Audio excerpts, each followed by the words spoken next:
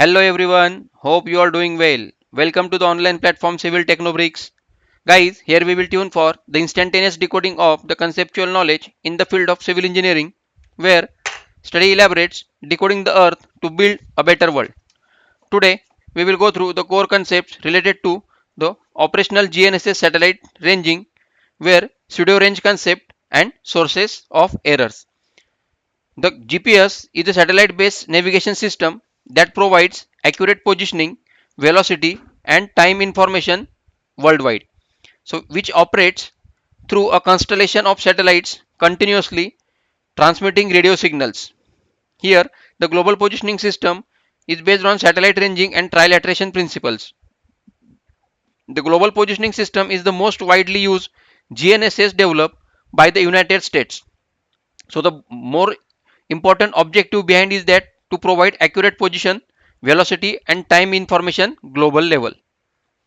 In civil engineering point of view, GPS supports surveying, mapping, infrastructure monitoring and GIS data collection. It offers high accuracy, continuous availability of data in or all weather operations. GPS signals are free to use for civil engineering and worldwide domain. The GPS works by receiving signals from at least 4 satellites to determine a user's position through trilateration concept. Owing towards the introduction to GNSS technology, GNSS stands for Global Navigational Satellite System and it includes that GPS, GLONASS, Galileo and BeiDou. These are all the other systems. Multiple satellite constellations which improve positioning, accuracy and availability based on some planned satellites or the operational status. GNSS provide worldwide navigation and positioning services where satellite-based positioning system has replaced many traditional surveying techniques. So civil engineers they are using GNSS for route alignment, land surveys and GIS applications nowadays. With reference to the history and development of GNSS, the origins, then transition and ubiquity, where the GNSS technology originated from military navigation systems, or we can say that the departments or requirements which developed by US Department of Defense for designated for military survivability and precision guidance, or we can say that the investigation point of view. Then GPS was initially developed by the United States Department of Defense. Then the technology is gradually expanded into civil applications, migrations from exclusive military use to the dual use, that is civilian and military purposes. Then modern GNSS system provide global coverage at high position and accuracy. Nowadays, GNSS is widely used in transportation, surveying, mapping and engineering projects radially with reference to some rovers or by using some mobile applications also. The system architecture of that is based on the three segments, that is GNSS consists space segment, control segment and user segment. The space segment includes satellite orbits and the transmitting signals concept where constellations of 24 satellites minimum, planes are 6 orbital planes, altitude and period is mentioned.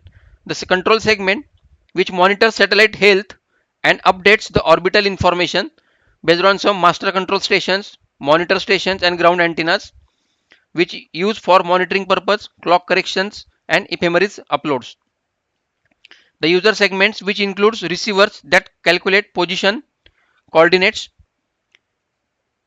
where all three segments work together to provide accuracy positioning services. Basic working principle for the satellite ranging is based on the satellite ranging determines the distance between a satellite and the receiver, that is the distance which is mentioned in D, which calculate the range from satellite to receiver, small c which shows that the speed of light, and small t which is the time delay which is based on the signal propagation. So here satellite point A to the receiver point B, that means T transmission to T reception. So signal transmitted and signal receiver, that the time required in between these two position is equal to the time delay, that is time of reception minus time of transmission. So satellite ranging where the principle is based on the relationship between distance, speed and time. Distance is equal to speed into time. GNSS signals travel at the speed of light through the space. The receiver measures signal travel time to compute the distance or to calculate the distance, where accurate timing is most important because small timing errors which produce large positional errors in future or in the calculation mathematical process. In satellite signal transmission, which is the data payload for and propagation point of view, the satellites continuously broadcast navigation signals towards the earth. Each signal contains precise timing and orbital information that atomic clocks on board satellites, which maintain extremely accurate time references that receivers use the transmitted information to calculate signal travel time. That reliable signal transmission is essential for accurate positioning.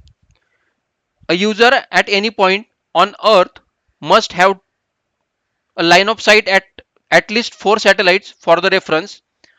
The receiver identifies the origin and the calculates elapsed time, that is change in time delta t, upon the arrival of that signal. So signal propagation, or we can say that the signal transmission with reference to the speed of light based on the time transmission to type receiver. Most important concept, that is the pseudorange concept, which is the raw distance measurement in term as the pseudorange because it includes the true geometric distance plus errors induced by clock desynchronization, where R stands for observed pseudorange, small p stands for true geometric range, C stands for speed of light, where delta t is the receiver's clock bias, or we can say that change in time. The measured GNSS distance is called as a pseudorange rather than the true range. The pseudorange includes both the actual geometric distance and measured errors or measurement of n number of errors, where receiver clock bias is one of the major contributors to pseudorange error. Atmospheric effects also influence measured distances, means the pseudorange which serves as the primary observation used in the GPS, or we can say that the GNSS positioning. The concept of trilateration, that is the geometric solution where a fourth satellite is required to resolve the ambiguous point and solve for the time bias, where sphere 1, sphere 2 and sphere 3 is there. With reference to that sphere, satellite A, satellite B and satellite C, 3 satellites are there.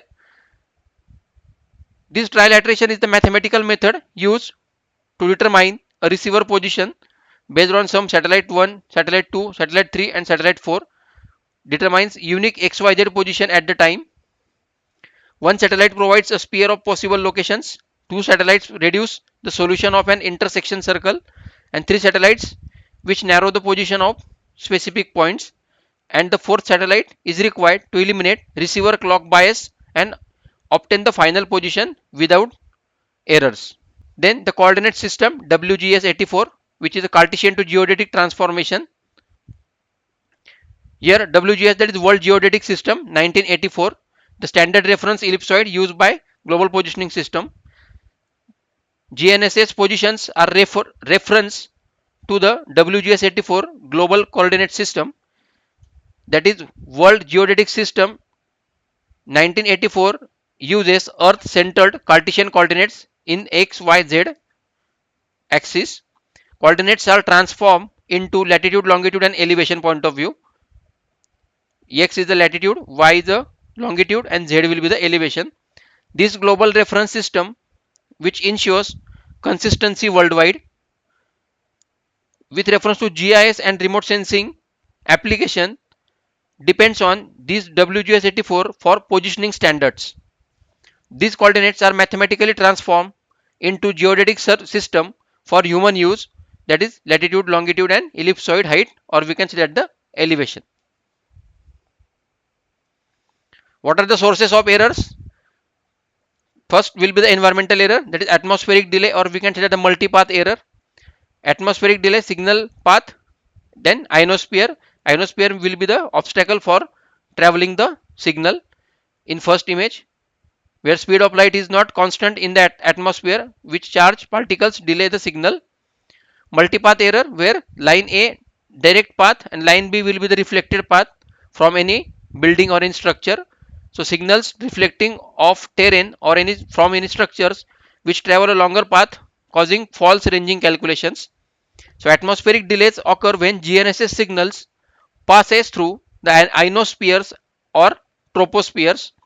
Signal speed changes within the atmosphere which causing ranging errors. So multipath errors occur when signals reflected from building or any type of terrain.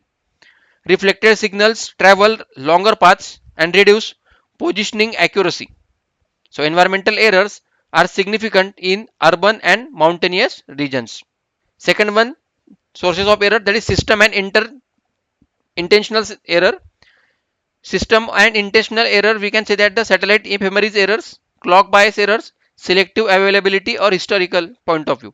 Satellite ephemeris error, uncertainties in the precise orbital position of the satellite. That ephemeris errors arise from inaccuracies in satellite orbital information, where satellite clock errors occur despite the use of atomic clocks. Receiver clock bias contributes to ranging inaccuracies. Historical point of view or selective availability point of view, the selective availability intentionally degrade the GPS accuracy. For modern GNSS systems, they have significantly reduced system related errors with reference to the technology updation. So clock bias which reduces errors from imperfect synchronization between atomic and receiver clock. Accuracy levels and augmentation point of view, here the differential global positioning system, that is DGPS, and satellite based augmentation system, that is SBAS, where the accuracy levels and augmentation are dependent on the principle of fixed base station at a known location which calculates the error in the satellite signal. For the removing the correction point of view, the error correction is broadcast to roving receivers in real time or applied in post processing. So differential GPS improves positioning accuracy using a known reference system. The base station calculates errors and transmits corrections to the rover receiver. Satellite based augmentation system provide regional correction services. For the examples, we can say that this VAS North America, IGNOS that is Europe, MESAS Japan, and GAGAN India. These are all the satellite based augmentation systems. Examples: augmentation system improves accuracy from, we can say that, the meter level to the sub-meter level or some centimeter level precisely. This diagram which shows that the base station, which is known point with reference to the latitude longitude, having the fixed coordinates xy, rover will be the moving or controller, satellite is in the orbits. So satellite signal from satellite to the base station, and at the same time satellite signal to the rover. That rover and base station calculates the errors and correction signal which will be followed by the rover and base station simultaneously. So summary point of view, or we can say that the engineering application point of view: precise timing, satellite ranging, trilateration, coordinate transformation, positioning. This is actually the workflow for the GNSS, or we can say that the use of GNSS, where GNSS positioning varies or depends on satellite ranging and trilateration concept. Pseudorange measurements from the bias, or we can say that the basis of coordinate detection or determination. Error correction is essential for achieving accurate positioning. GNSS supports ground truthing, georeferencing, and spatial data collection. Civil engineering applications point of view, if we study, it includes that the surveying, mapping, infrastructural monitoring, management, GIS database preparation. Everywhere we can use that tool for error free data collection and surveying. Stay tuned guys. Happy learning.